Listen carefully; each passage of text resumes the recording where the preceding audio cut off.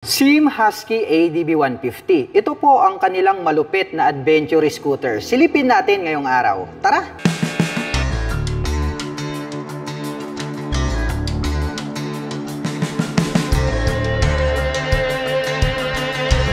Sim Husky ADB 150. Napakalupit din po pala at ang bangis ng body and design ng adventure scooter na ito. Ito pong kanyang main headlight para po itong mata na nanlilisik ng agila. At mapapansin natin na nagkaroon po siya rito ng daytime running light na parang nagsisilbing kanyang eyebrow. At naka full LED naman po ito pong kanyang high beam and low beam. At dito po sa bandang ibaba, makikita natin na parang nagkaroon po siya rito ng pangil. Combination po pala ito ng glossy white and then black color. Nagkaroon pa po ng touch ng carbon dito po sa bandang ibaba. At meron naman po tayong makikita na SIM logo rito po sa bandang gitna. At clear color naman po ito pong kanyang visor. At ito po ay naka-fix. Located naman po rito sa bandang itaas, ito pong kanyang mga LED na turn signals. Mapunta naman po tayo rito sa kanyang side profile. Napaka-muscular ng pagkaka-design nito pong kanyang side profile. Nakaimbustong part na to, may mga deep lines. Combination po pala ito ng matte black and then glossy white. At may touch pa ng carbon dito po sa bandang gitna. At dito po sa bandang dulo, may makikita po tayo rito na gray color, combination with black na honeycomb design. At ito naman pong kanyang front suspension, ito po ay gumagamit ng traditional telescopic fork na glossy black color. At mayroon din po itong rubber boots or yung kanyang rubber protection. At ito pong kanyang front fender is glossy white at may nakalagay naman po rito na TCS, also known as Traction Control System. Para po sa mga hindi pa nakakaalam, ito pong ating Husky ADB 150. Dito po sa likuran ay meron po itong tracking device na kung saan ay binabantayan niya po ang pag-iikot ng gulong 100 times per second. At kapag na-detect niya po na ito pong ating gulong sa likuran ay mag-i-skid, ay agad pong mag-kick off yung torque ng engine. Para maiwasan po natin na madulas ito pong ating adventure scooter. At bukod dyan, ito po pala ay gumagamit ng single rotor disc brake na flower design with 2-pot caliper. At ang kagandahan po nito, mayroon na din po itong ABS. Naka-dual channel ABS po ito. Also known as anti-lock braking system. Para naman po sa mga hindi pa nakakaalam, once po na ating pinihit ito pong ating mga preno sa harapan o likuran, pagdating po sa mga sudden stop ay hindi po maglalak ito pong ating mga caliper dito po sa ating rotor. So ang kagandahan po niyan, kahit na sudden stop ay nakakapagbigay po ng smooth na braking power ang anti-lock braking system. Yun ang pinakamagandang features, no? Mayroon na po siyang traction control system, tapos mayroon pa po siyang anti-lock braking system. Kaya talagang safe na safe ka dito sa adventure scooter na ito. At ito po palang kanyang cast wheel is gray color po siya. At ang sukat naman po ng kanyang gulong rito po sa harapan, ito po ay mayroong sukat na 120 by 70-13. At naka semi-dual purpose pattern tires po, ito pong kanyang mga gulong. Dumako naman po tayo rito po sa kanyang fuel tank. Dito po sa bandang gitna, located dito pong kanyang fuel tank. Kaya more accessible kapag kayo po ay magpapagas. Combination po pala ito ng glossy white and then black. At ito pong kanyang fuel tip ay nagkaroon po siya ng touch ng carbon dito sa bandang gitna. At ito po pala ay mayroong fuel tank capacity na 15 liters. Imagine, napakalaki nun, no? 15 liters po yung kanyang fuel tank capacity. At mayroon naman po itong fuel consumption na 45 km per liter. Mapunta naman po tayo rito po sa kanyang upuan. Ang forma din po pala ng dating nito pong kanyang upuan. Dahil dito po sa bandang harapan, nagkaroon po siya rito ng cover na gray color. Hanggang dito sa may gilid, gray color din po yan. At may nakalagay naman po rito na SIM, yung kanyang brand name.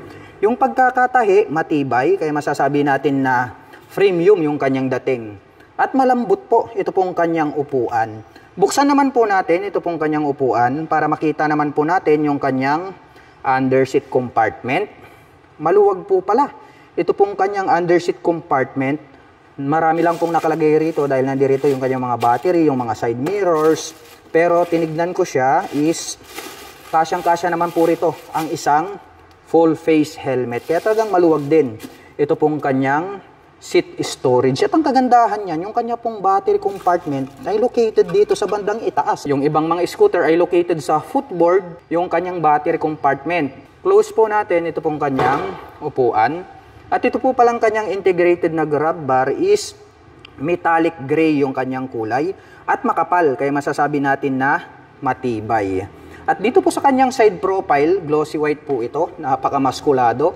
And then may makikita po tayo rito na Husky 150 na 3D emblem. At ito pong kanyang footboard, maluwag din po at malapad. Ito pong kanyang footboard. At bukod po dyan ay meron po itong footrest extension na kung saan kapag nangangalay na po ang inyong mga paa ay pwede nyong i-stretch. At ito po pala ay equipped with side stand engine cut-off switch. Once po na naka-engage ito pong kanyang side stand ay hindi na po magi-start ito pong ating scooter. Kaya safe na safe po dahil mayroon na po siyang side stand engine cut-off switch. At ito pong ating pillion step para po sa ating back rider, die-cast po ito na gray color, makapal, kaya masasabi natin na matibay. At ito naman pong kanyang engine CVT cover, ang lapad po pala. At may makikita naman po tayo rito na nakalagay na SIM, yung kanyang brand name, at nagkaroon po ng touch ng carbon. Ito pong kanyang engine CVT cover.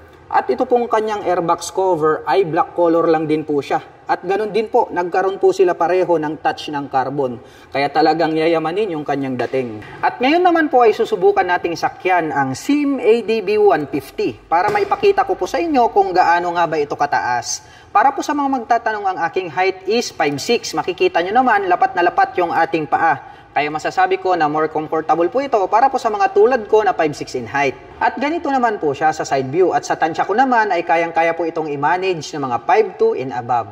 At siya nga po pala sa mga bibili po ng bagong SIM Husky ADB 150 at kailangan nyo po ng rear carrier, top box or side panners o di kaya crash guard, ay ilalagay ko na lamang po yung link dyan po sa description box sa ibaba para hindi na po kayo mahirapang maghanap. At ito po ay naka fully digital meter panel display. Meron po itong 2 button selector dito sa magkabila at nasa bandang ibaba naman po yung kanyang light indicators.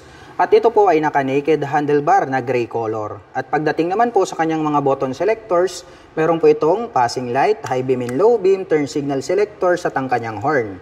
Habang dito naman po sa kabila, meron po itong hazard button, engine kill switch at ang kanyang electric starter. At black color naman po, ito pong kanyang mga handle grip. At chrome color naman po, ito pong kanyang end bar. At gray color naman po, ito pong kanyang mga brake levers.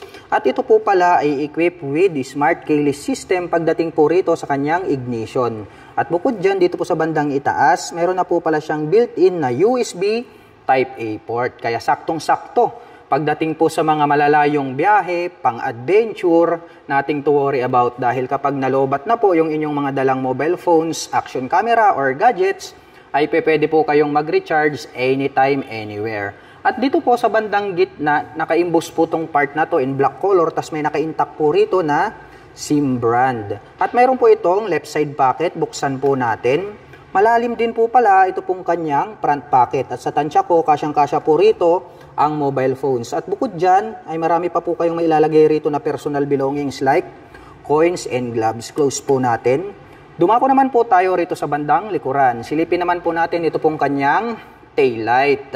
Ang ganda po pala ng pagkakadesenyo nitong kanyang taillight. Ito pong nakikita nyo na pula, ito po yung kanyang daytime running light. At nandirito naman po sa bandang gitna, ito pong kanyang brake light. May added light reflector dito po sa bandang gitna. At naka-pop up naman po ito pong kanyang mga turn signals. Naka-LED na rin po yan.